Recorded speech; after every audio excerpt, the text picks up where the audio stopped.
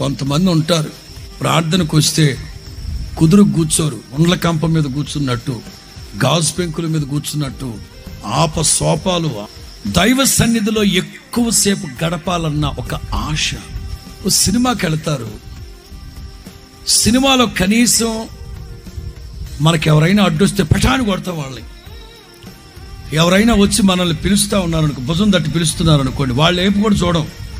ఏంటో చెప్పు, నాన్న నేను రమ్మంటాడు, అర్జెంటుకు రమ్మంటాడు, అక్కడ అర్జెంట్ పని, వస్తానని చెప్పు, వెళ్ళి నేను వస్తున్నాను పద. నేను ఇటు పిలుస్తాడు, చూస్తాను, సీను పోతుంది అక్కడ.